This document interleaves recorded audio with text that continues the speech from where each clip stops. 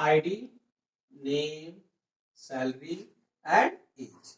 Suppose करिए हमको अगर टेबल एक बनाना है, एम्प्लॉय टेबल बनाना है जिसमें आईडी, नेम, सैलरी और एज हो, तो हम सबसे पहले क्या करेंगे, इसका सबसे पहले क्रिएट टेबल का सिंटेक्स देख लेते हैं। तो क्रिएट टेबल में सबसे पहले we can write the create table, that is table name, then after opening bracket column name first, then its data type, then size bracket close and comma, then column name 2, data type, size, column name 3, data type and size, and इसी तरह से हम जितने चाहें उतने columns को क्या कर सकते हैं, कॉलम नेम क्रिएट कर सकते हैं, डेटा टाइप होगा, उसका साइज होगा, और लास्ट में जो ब्रैकेट क्लोज करके हम सेमीकोलन, सारे एसक्यूएल स्टेटमेंट सेमीकोलन से टर्मिनेट। अब इस बेसिस पे अगर हमको एक एम्प्लॉय टेबल क्रिएट करना है, इसमें एम्प्लॉय आईडी जो होगा वो हमारा इंटीजर टाइप का होगा, नेम जो होगा वो किस टाइप का होगा, कैरेक्टर होगा, सैलरी भी हमारी होगी इंटीजर टाइप का, और एज भी हमारा क्या होगा, इंटीजर टाइप का होगा। इस तरह का हमको टेबल क्रिएट करना है with the help of create table statements. अब इस स्टेटमेंट से हमको बनाना है, अब हमको यही स्ट्रक्चर को फॉर्म करना है with the help of create table statement. तो सबसे पहले क्या करेंगे, इस सिंटेक्स को हम देखते हैं, हम लिखेंगे ऐसे, हम लोग के पास एसक्यूएल प्रॉम्प्ट आएगा, इस एसक्यूएल प्रॉम्प्ट पे लिखेंगे create table EMP, then opening bracket जैसे यहाँ पे लिखा हुआ है, अब कॉलम नेम आईडी, तो हम सबसे पहले कॉलम का नाम लिखते हैं आईडी, देन डेटा टाइप क्या हो गया इसका, इंटीजर हो गया, और हमने यहाँ पे क्या कर दिया, कॉमा लगा दिया, साइज लिखने की कोई जरूरत नहीं। फिर उसके बाद नेम आ गया, हमने यहाँ पे लिखा नेम के बाद अब नेम हमारा कैरेक्टर होगा, तो हमने कैर दे दिया, और साइज इसकी दे दी 30, क्योंकि किसी का भी नाम 30 कैरेक्टर से ज्यादा बड़ा नहीं हो सकता। उसके बाद सैलरी, हमने लिखा सैलरी भी हमारा किस टाइप का है, इंटीजर है, क्योंकि सबकी सैलरी क्या होती है, नंबर्स के फॉर्म में होती है, इसलिए इसको इंटीजर डिक्लेयर करते हैं। फिर उसके बाद age is again in integer, because किसी का भी एज इंटीजर में भी होगा, और लास्ट में यहाँ पे हम क्या करेंगे, सेमीकोलन लगा देते हैं। जैसे ही ये स्टेटमेंट लिखते हैं, जैसे ही हम ये स्टेटमेंट लिखेंगे, तुरंत एक मैसेज आएगा, टेबल क्रिएटेड, ये तुरंत ऑटोमेटिकली मैसेज आता है एसक्यूएल की तरफ से, और टेबल क्या हो जाएगा, क्रिएट हो जाएगा, ये मैसेज आ गया। अब टेबल तो हमारा स्ट्रक्चर तो क्रिएट हो गया, अब ये जब स्टेटमेंट लिखेंगे तो टेबल हमारा क्या हो जाएगा, क्रिएट हो जाएगा, यानी अब ये जो हमने बनाया था एक स्ट्रक्चर, ये हमारा क्रिएट हो गया। अब इसके आगे हमको डेटा लाना है। अब जैसे अभी तक हमने क्रिएट टेबल के बारे में पढ़ लिया, ठीक है, अब हमको कैसे इस ये जो टेबल बना हुआ है, इसमें कैसे डेटा को लाएंगे, कैसे हम वैल्यूज को लाएंगे, इसके बारे में जो कमांड है वो that is insert into command. Insert into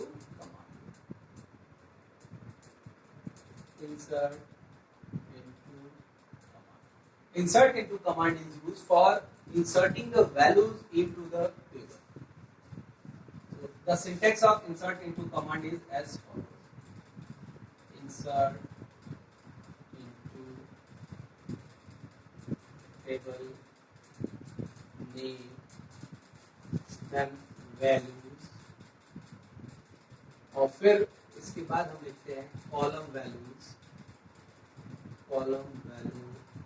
first comma, column value second comma, column value third and so on. अब कॉलम वैल्यूज फर्स्ट, ये इसका सिंटैक्स है। अब इसको कैसे हम लिखेंगे, हम लिखेंगे एग्जाम्पल में, फॉर एग्जाम्पल ये इसका सिंटैक्स हो गया,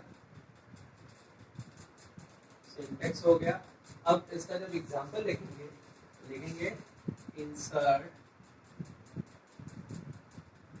इनटू टेबल का नाम हमारे क्या है, एम्प्लॉय, EMP। फिर उसके बाद क्या लिखना है हमको, वैल्यूज लिखना, और वैल्यूज लिखना बहुत ही जरूरी है, बिना वैल्यूज लिखे नहीं होगा।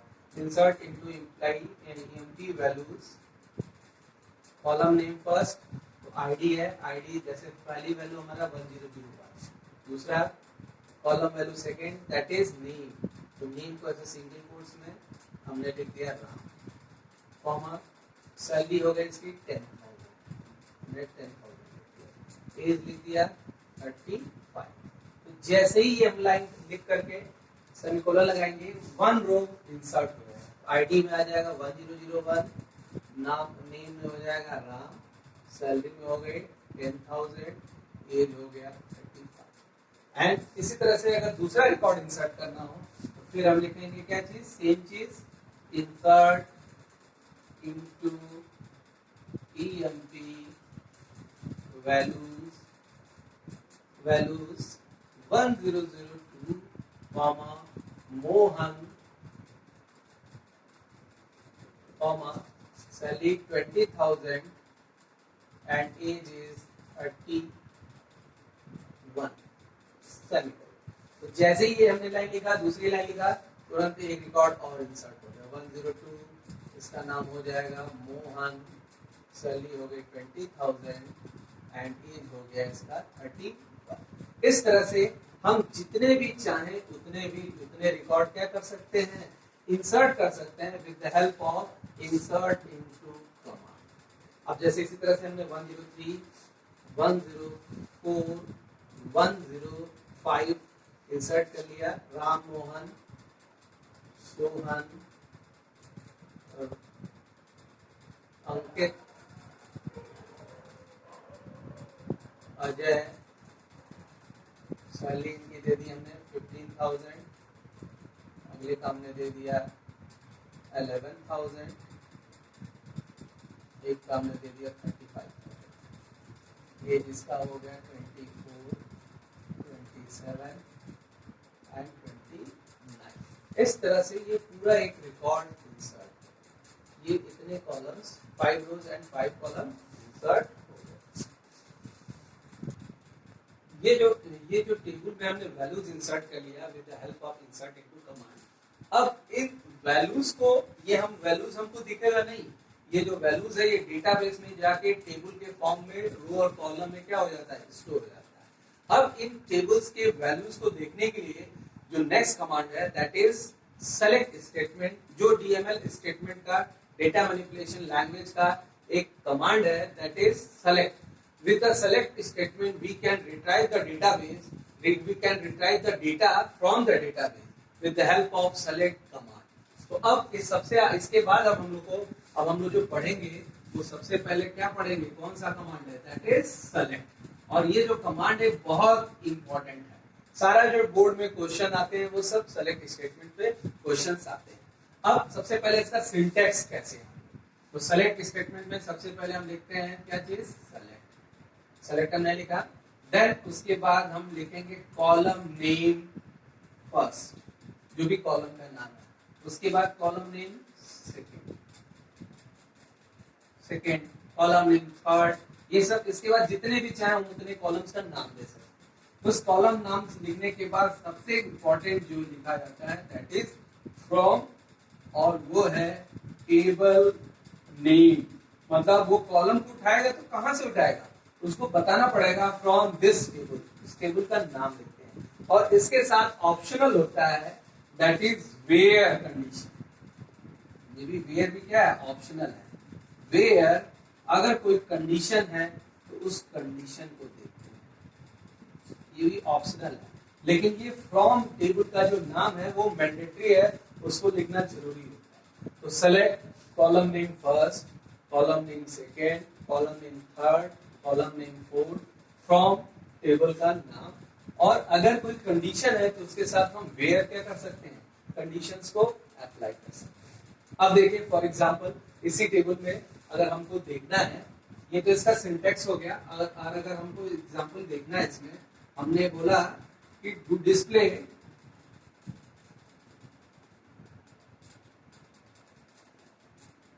to display name, ID, salary of all employee from EMP table. हमको डिस्प्ले करना है, हमको to display the name, ID, salary of all employee from employee table. अब हमको डिस्प्ले करना है सारे एम्प्लॉइयों का आईडी हमको डिस्प्ले करना है, नेम डिस्प्ले करना है और क्या डिस्प्ले करना है, सैलरी डिस्प्ले करना है। अब इसको हमको देखना है, तो ये जो स्टेटमेंट लिखा होता है इसको हम बोलते हैं क्वेरी। ये क्या चीज है, क्वेरी। इसी तरह का क्वेरी लिखा होगा। अब इसका हमको स्टेटमेंट लिखना है, तो अब इसको देखिए डेटाबेस के टर्म में कैसे लिखेंगे, कैसे डेटाबेस में लिखेंगे कि ये टेबल से डेटा को रिट्राइव कर सकता है, निकाल सकता है। तो अब इसके लिए हम लिखेंगे, सबसे पहले लिखते हैं माई एसक्यूएल प्रॉम्प्ट आता है, माई एसक्यूएल प्रॉम्प्ट ऐसे आएगा और यहाँ पे सबसे पहला जो हम लोगों ने लिखा है क्या चीज है, सिंटेक्स सेलेक्ट। अब लिखते हैं सेलेक्ट, सबसे पहले हमने सेलेक्ट लिखा। अब उसके बाद क्या लिखना है, कॉलम नेम फर्स्ट। तो कॉलम नेम फर्स्ट में सबसे पहला जो कॉलम क्या कह रहा है, इसने कहा है कि नेम को डिस्प्ले करना है। तो हम लिखेंगे सेलेक्ट नेम कॉमा। उसके बाद क्या चीज लिखा है, कॉलम नेम सेकंड में आईडी। तो देखिए कॉमा लगा करके हम कॉलम नेम सेकंड लिखते हैं, दैट इज आईडी। जो नाम हम टेबल में जो हमने नाम दिया वही नाम यहाँ पे भी लिखते हैं, वही सेम लिखेंगे। तो सेलेक्ट नेम आईडी कॉमा, उसके बाद कॉलम नेम थर्ड में क्या है, select name ID salary, SAL। वहां पे हमने टेबल में SAL नाम दिया है। तो सेलेक्ट नेम आईडी सैलरी। अब उसके बाद क्या, टेबल का नाम, that is from which table. तो चाहे तो हम इसी लाइन में भी लिख सकते हैं, हमने लिखा फ्रॉम। तो select name ID salary from. अब टेबल का नाम हो गया किस टेबल से, EMP टेबल से। यहाँ पे EMP टेबल लिखा। अब इस सिंटैक्स में वेयर भी लिखा है और कंडीशन भी लिखा है। तो अब इसमें इस क्वेरी में तो कोई कंडीशन दिया नहीं है, इसलिए हम यहाँ पे इसको यहीं पे छोड़ देंगे। यहाँ पे हमने लिखा select name ID salary from EMP और देन उसके बाद क्या लगा देते हैं, सेमीकोलन लगा देते हैं। अब जैसे ही ये वो करेंगे, जैसे ही ये लाइन लिखेंगे तो क्या होगा, नेम आईडी सैलरी ये एम्प्लॉय टेबल से क्या हो जाएगा, डिस्प्ले हो जाएगा। इसका मतलब क्या हो गया, क्या चीज डिस्प्ले नहीं करेगा। तो इस क्वेरी में हमने एज को डिस्प्ले नहीं किया है, वो एज डिस्प्ले नहीं होगा, तो यहाँ पे एज नहीं आएगा। इसी तरह से एक एग्जांपल और लेते हैं, एक क्वेरी और लिखते हैं। इसमें क्या करना है, to display ID and age of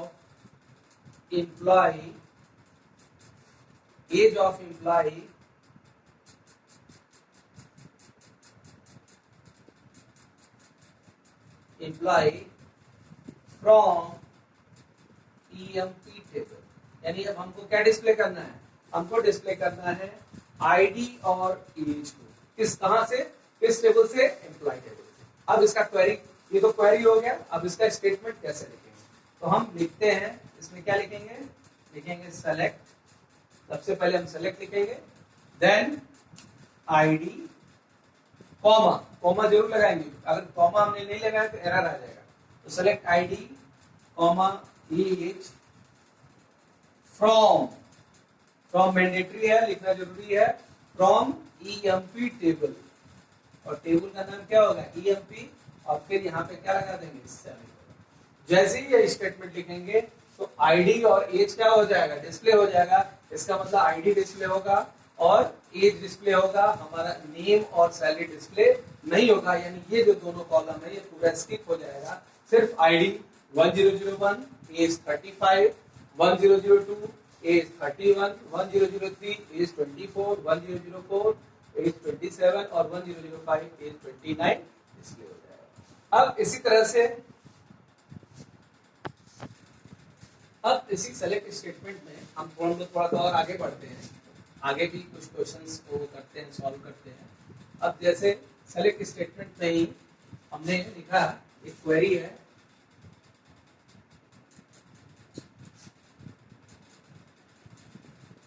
to display the detail of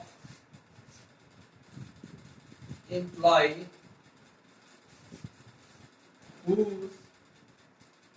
whose age is greater than 30. अब इस क्वेरी को परफॉर्म करना है, इस क्वेरी को हमको करना है। इस क्वेरी में है to display the detail of employee whose age is greater than 30। मतलब हमको इन एम्प्लॉइयों का डिटेल डिस्प्ले करना है जिसका एज क्या है 30 से एबव है। अब 30 से एबव है तो कैसे लिखेंगे, इसको सेलेक्ट लिखना है सेलेक्ट स्टेटमेंट से। तो सबसे पहले क्या लिखेंगे, सेलेक्ट। अब to display the detail of all employee, detail of employee. अब डिटेल में मतलब सारे कॉलम्स को डिस्प्ले करना है, तो हम लिखेंगे select ID comma name comma salary comma age, सारे कॉलम्स का नाम हमने लिख दिया। फिर फ्रॉम, टेबल का नाम हो गया ईएमपी हो गया। अब यहाँ पे कंडीशन आ चुका है, इस क्वेरी में क्या है, कंडीशन है। क्या कंडीशन है, कंडीशन हमारा ये है कि whose age is greater than 30, यानी जिसका एज 30 से क्या है एबव है। तो अब यहाँ पे कंडीशन लगेगा select ID name salary age from EMP where, हमको क्या लगाना पड़ेगा, वेयर लगाना पड़ेगा, वेयर।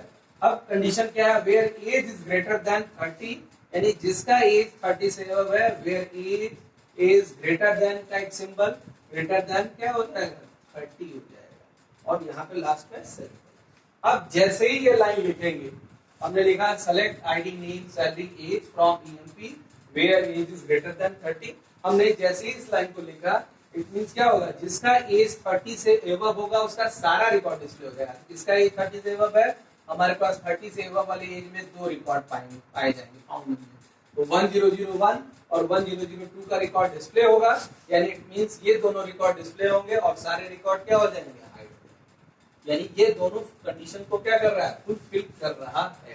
तो इस तरह से कंडीशंस बेस्ड होते हैं। इसी तरह से एक क्वेरी और है, क्वेरी इसमें है to display the detail of employee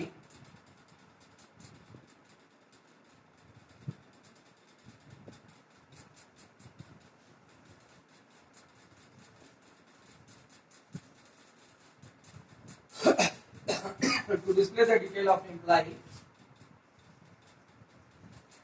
whose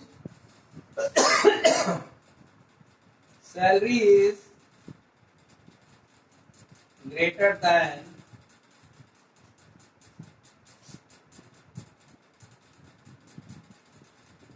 15,000, whose salary is greater than 10,000, whose salary is greater than 10,000, and age is greater than